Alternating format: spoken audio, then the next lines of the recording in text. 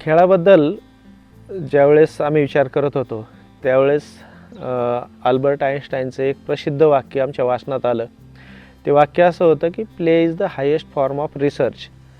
काही शिकण्यासाठी मन, बुद्धी आणि शरीर हे एकमेकांशी तादात्म्य पावणं गरजेचं असतं. आपण असं म्हणतो की खेळून आल्यानंतर काही साध्या गोष्टी वर्गात ठेवाव्यात, पण खेळून आल्यानंतर अवघड गोष्टी शिकवल्या तर ते जास्त लवकर कळतात. हा आमचा आजपर्यंतचा इथला अनुभव आहे.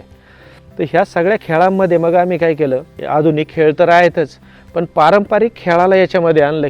ह्या खेळांमध्ये प्रामुख्याने आट्यापाट्या असतील की जो खूप लवचिकता आणि खूप चपळाईचा खेळ आहे.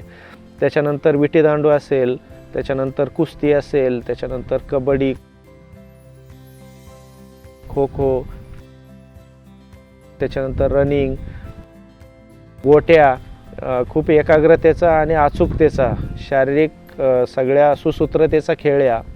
आणि त्याच्यासोबत मग आधुनिक खेळ असतील, क्रिकेट असेल, त्याच्यानंतर इतरही अनेक खेळ. सोबतच आम्ही खेळाचे ग्राउंड आमच्या शाळेशेजारी असणाऱ्या एका डोंगरावर बनवलेली आहेत की जाताना एक अर्ध्या तासाचा ट्रेक होतो आणि तो ट्रेक झाल्यानंतर तिथं जाऊन खेळल्यानंतर मुलं ज्यावेळेस खाली येतात त्यावेळेस त्यांची शारीरिक जी क्षमता आहे ही तर वाढलेली असतेच, पण मागच्या वर्षभरात मुलं आजारी पडलेली आम्हाला कधी दिसली नाही तिथली. सध्याच्या राहणीमान आणि खानपान ह्याच्या ज्या पद्धती बदललेल्या आहेत आणि एक स्थूलपणा जो मुलांच्यामध्ये आपल्याला दिसतो, त्या काही स्थूल असणाऱ्या मुलांच्यावर आम्ही हा प्रयोग केला होता की त्यांच्यामध्ये एक 1.5-2 महिन्यामध्ये खूप चांगला बदल झाला.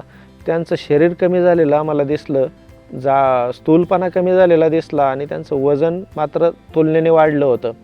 अशा पद्धतीने एक सक्षम मुलं ह्या खेळाच्या आणि ट्रेकिंगच्या माध्यमातून तयार होत आहेत आणि त्याला आम्ही खूप एक महत्त्व देतो आहे की अगदी दुसऱ्या दिवशी जरी कुठली परीक्षा असेल तरी आमचा खेळाचा तास कधी आम्ही रद्द करत नाही, इतकं महत्त्व आम्ही त्याला देतो आहे.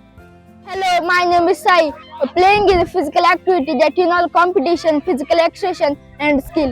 It helps us to take care of physical health and also will lead us better plus leadership skills.